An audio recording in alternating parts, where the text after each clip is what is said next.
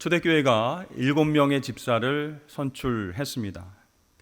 우리말 집사로 번역된 헬라어 디아코노스는 본래 하인, 일꾼 그런 뜻입니다.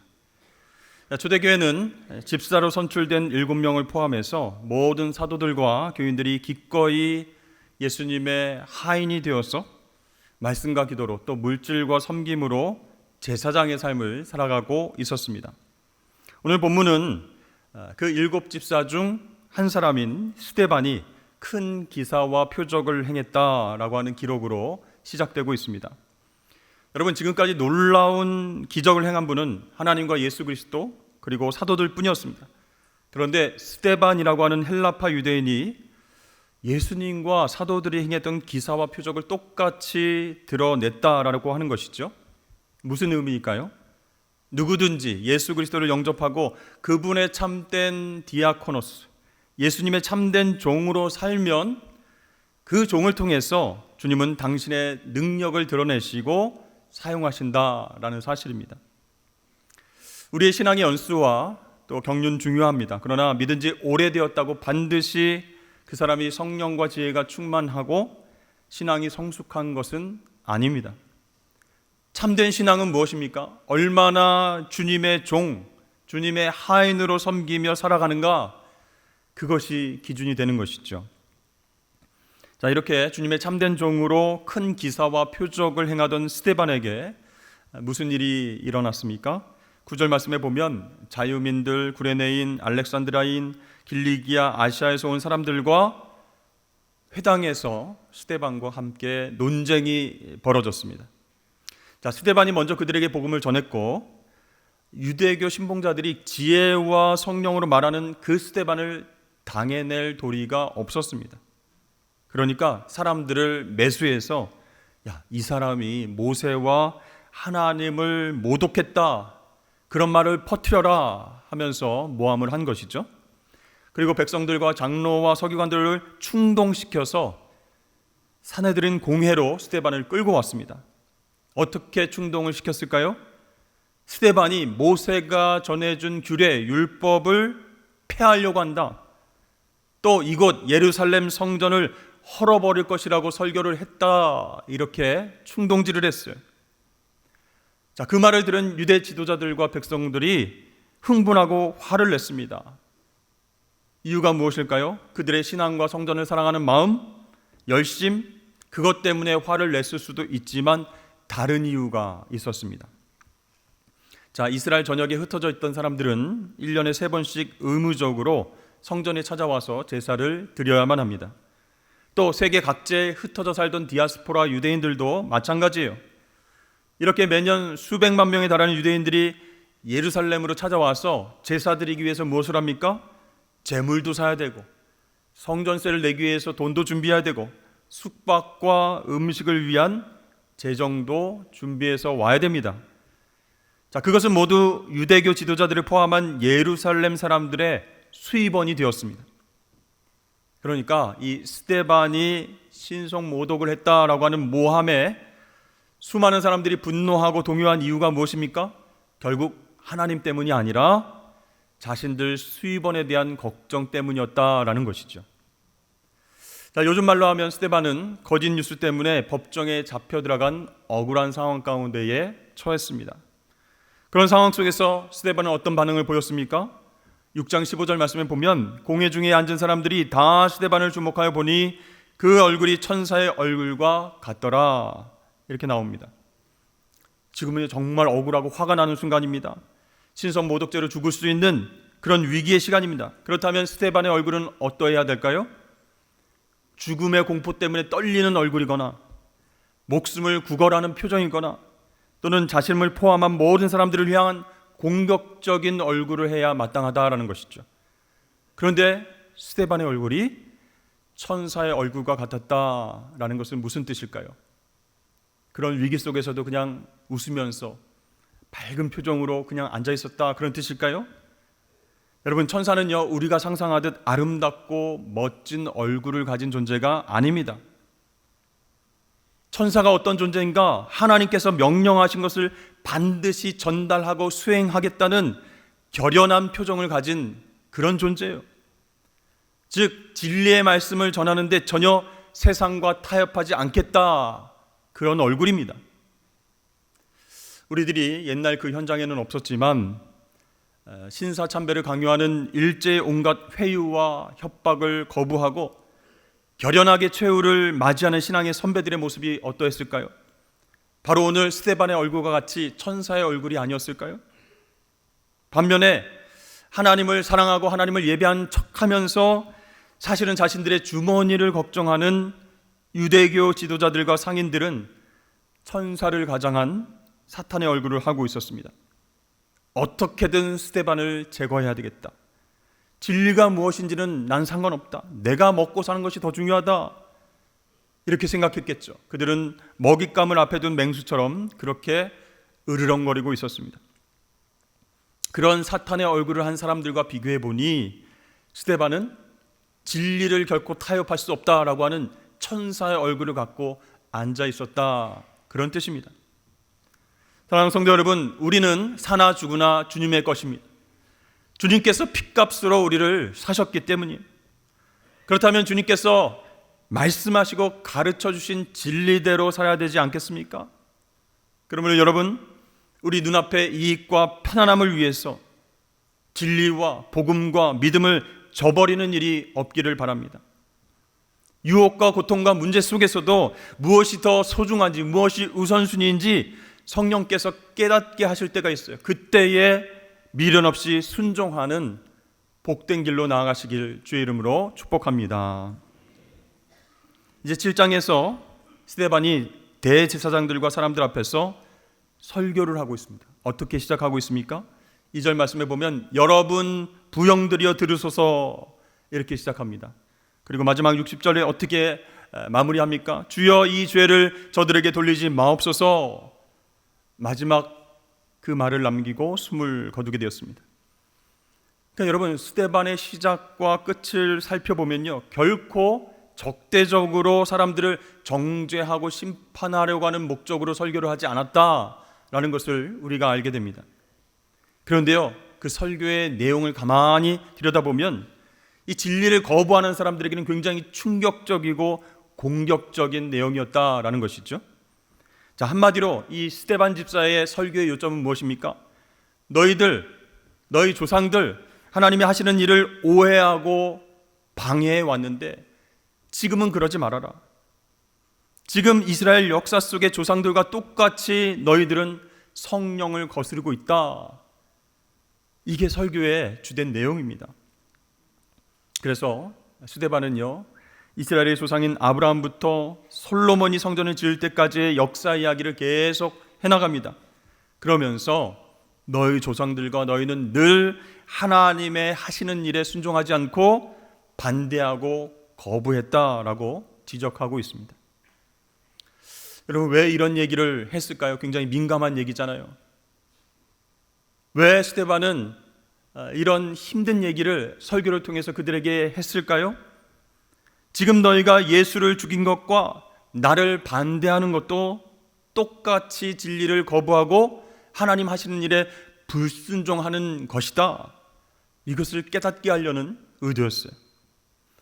몇 가지만 설교 내용 중에 살펴보면 이렇습니다. 9절 말씀을 보면 여러 조상이 요셉을 시기하여 애굽에 팔았더니 하나님이 그와 함께 계시어 그 모든 환난에서 건져내시고 애굽의 통치자로 세우셨다, 이렇게 말합니다.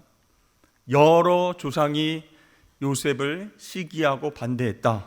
그렇지만 하나님은 요셉을 통해서 이스라엘 백성들의 전체를 구원하셨다, 그런 뜻이에요. 또 27절과 35절 말씀 보면 모세에 대해서 이야기를 합니다. 모세는요, 사람들에게 환영받지 못했습니다. 사람들에게 거부당했어요.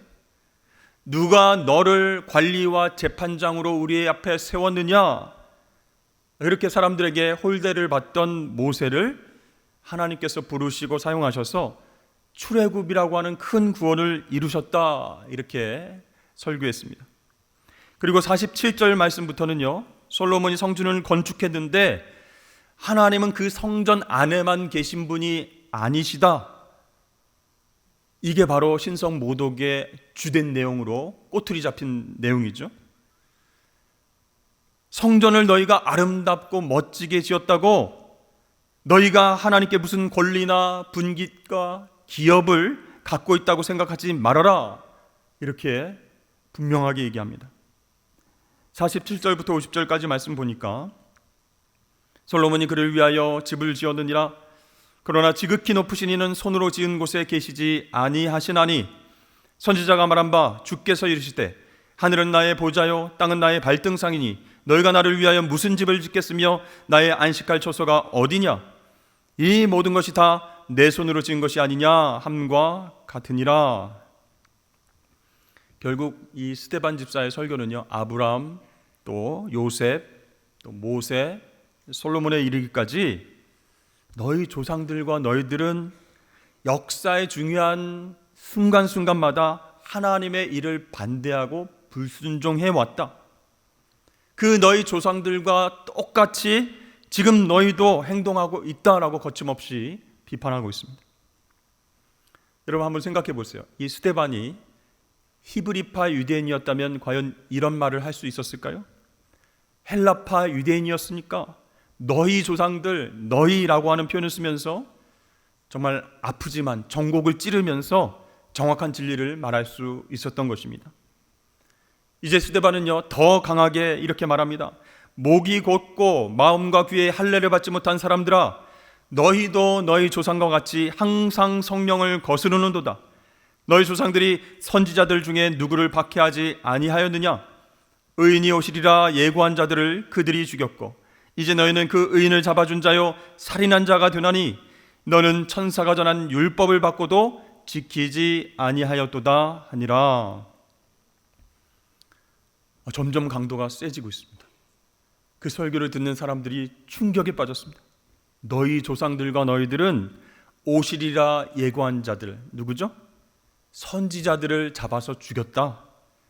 그리고 우리를 구원하시기 위해서 하나님 직접 보내주신 의인, 즉 예수님을 잡아서 고문하고 십자가에 달려 죽게 했다.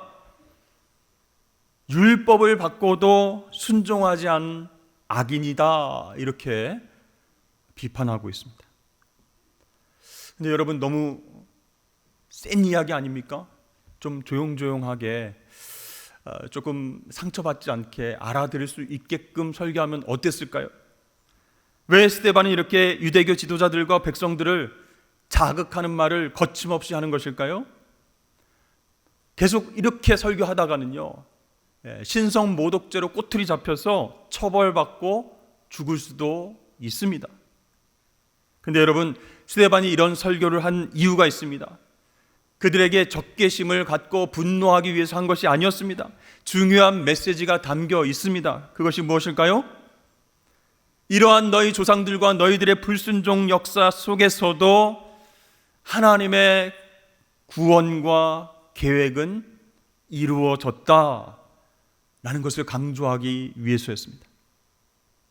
그러니까 지금 이 초대교회 사도들과 성도들이 부활하신 예수의 진리를 선포하고 그렇게 복음을 전할 때에 너희가 아무리 반대하고 핍박하고 감옥에 붙잡아 놓는다 할지라도 하나님은 당신의 구원의 뜻을 이루어 가신다, 그런 뜻이에요. 그렇습니다. 하나님은 우리의 순종과 헌신을 통해서만 일하시는 것이 아니라 우리의 무지와 불순종과 반대와 거절이 있음에도 불구하고 계속적으로 일하시는 분이세요. 야, 우리가 보기엔 큰일 났다. 이거 하나님의 뜻이 꺾이는 것 아닌가? 하나님의 계획이 완전히 흐트러지는 것 아닌가? 이렇게 걱정되고 큰 걸림돌 같이 보이지만 하나님의 뜻과 계획은 결코 꺾이지 않습니다. 이 선지자들을 반대하고 죽인 사람들이요, 하나님의 아들 메시아이신 예수님도 반대하고 십자가에 못 박아 죽였습니다. 그렇지만 하나님은 어떻게 하셨습니까? 3일 만에 예수님을 살리시고 구원을 이루어 주셨습니다. 이렇게 스데반은요, 이 하나님의 일하심을 잘 살펴보아라. 우리의 반대와 불순종과 거절이 있어도 계속적으로 진행되니까 이제 너희들은 그만 고집을 내려놓고 하나님의 은혜를 구하라. 어떠한 세상의 큰 세력도 하나님의 뜻을 방해할 수가 없다. 목이 곧은 교만한 백성들이여 회개함으로 나아가라. 이렇게 진심을 담아서 메시지를 전한 것이었습니다.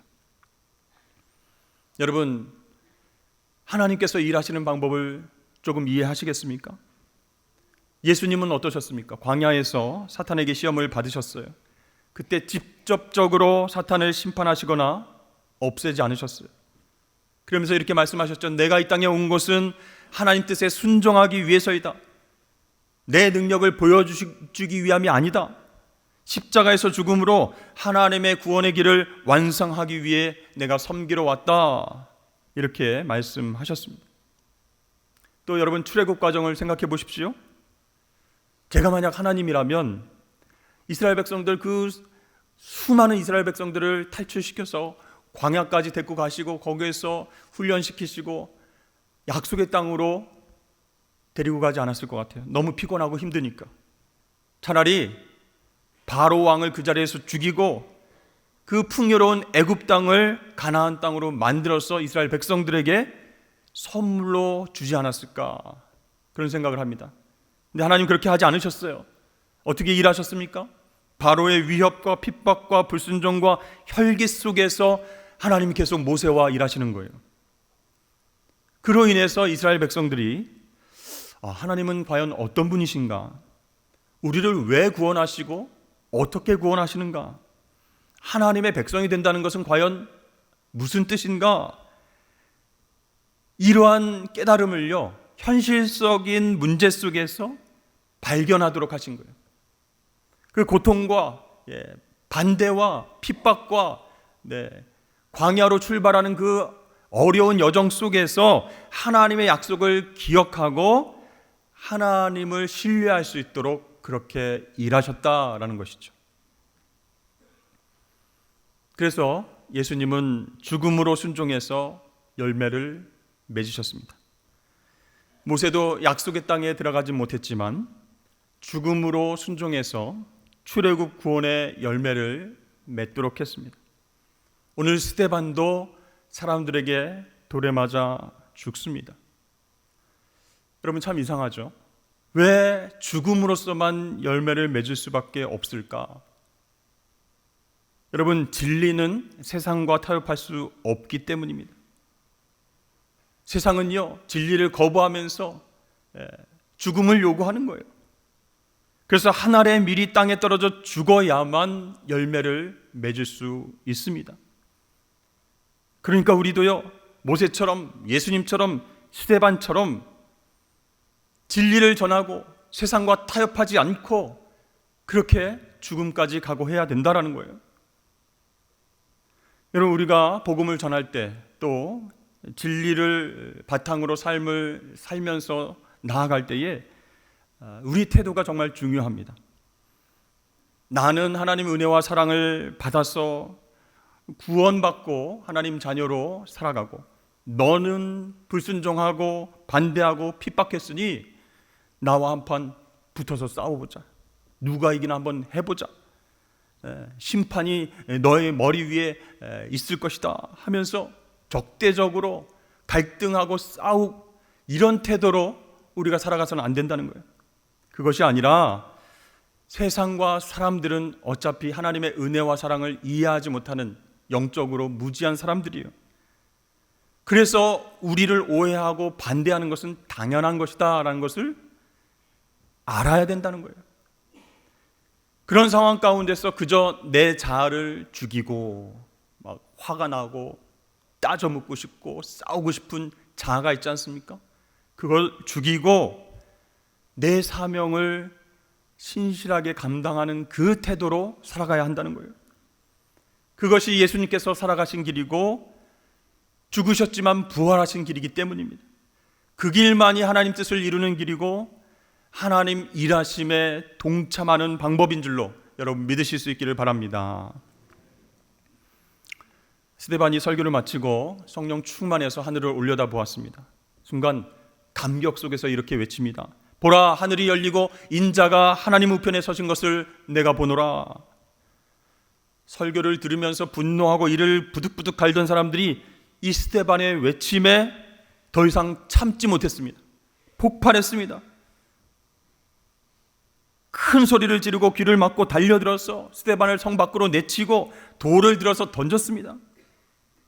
스데반은요, 돌을 맞으면서 죽어갈 때 예수님이 운명하실 때처럼 이렇게 얘기했습니다. 주 예수여, 내 영혼을 받으시옵소서. 이 죄를 그들에게 돌리지 마옵소서 라는 말을 남기고 순교하게 되었습니다. 여러분, 하나님의 자녀들은 어떤 사람들입니까? 세상 사람들이 보지 못하는 것을 보는 사람들이에요. 세상 사람들이 듣지 못하는 것을 듣는 사람들이에요. 모순과 반대와 결핍과 불순종이 가득한 이 세상 속에서 나에게 구원의 은혜와 자녀된 축복을 주신 그 하나님을 바라보는 사람들입니다. 그래서 때때로 세상과 타협하고 싶은 내 자아가 꿈틀거려도 그 자아를 십자가에 못 박고 살아가는 사람들이 바로 저와 여러분 하나님의 자녀들이에요. 또한 하나님은 이 세상 속에서 어떻게 일하시는가 그것을 깨닫고 말씀과 기도를 통해서 하나님의 큰 구원 계획에 동참하는 사람들입니다. 그래서 때로는 오해를 받고 억울한 일도 당합니다. 세상 사람들에게 왕따를 당하고 손해를 보기도 합니다. 그러나 여러분, 우리는 끝까지 타협하지 않고 하늘을 바라보면서 힘을 내야 할 것입니다. 스데반이 돌 맞아 죽기 직전에 왜 하늘문이 열리고 하나님의 영광을 보여주셨을까? 예수님의 모습을 스데반에게 보여주셨을까? 그 위기의 순간에 하나님께서 눈을 열어서 그 장면을 보여주게 하신 이유가 있습니다. 나는 네 편이다. 예수의 길로 잘 따라오고 있구나. 두려워하지 말아라. 위로하고 격려하시기 위해서 그의 눈을 열어서 하늘을 보게 하셨다라는 것이죠. 여러분, 오늘날 세상에서 하나님 말씀대로 산다는 것, 진리를 붙잡고 타협하지 않고 산다는 것 굉장히 어려워 보입니다. 쉽지 않아 보입니다. 그래서 아예 엄두를 내지 못할 것 같다는 생각이 들어요. 아니, 순교를 각오한 선교사님이나 목사님들이 그렇게 사셔야 되고, 나는 평신도인데 나는 그렇게 살면 힘들지 않을까? 여러분, 혹시 이런 생각을 하시지 않습니까? 여러분, 오늘 말씀을 잘 기억해 보십시오. 오늘 사도들보다 집사가 먼저 순교했습니다. 집사님들 먼저 순교할 준비를 잘 하고 계시길 바랍니다. 누가 먼저가 아니에요. 네. 여러분, 진리대로 순종하며 사는 것, 상처받아서 손해보는 것 두려워하지 마십시오. 걱정하지 마십시오. 하나님이 우리와 함께 하십니다. 하늘에서 우리를 지켜보고 계십니다. 이제 이 사건은요, 복음이 모든 땅으로 흩어지는 놀라운 계기가 됩니다. 그러니까 하나님의 구원 계획에 스데반 집사가 하나의 미랄이 되어서 죽음으로 열매를 조금씩 맺게 되는 그런 기적이 일어났습니다. 저와 여러분도 그렇게 쓰임받을 수 있습니다. 진리대로 사는 것, 하나님이 일하심에 동참하며 사는 것 걱정하거나 두려워하지 마십시오. 하나님이 우리와 함께 하심을 말미암아 승리를 경험하게 하실 줄로 믿습니다. 저를 한번 따라서 외쳐주시길 바랍니다. 세상과 죄에 대해 죽겠습니다. 복음에 대해 살겠습니다. 하나님의 목적과 계획은 반드시 이루어집니다. 아멘. 그렇게 하나님께 쓰임받으며 살아가시는 승리하시는 저와 여러분 되시길 축복합니다.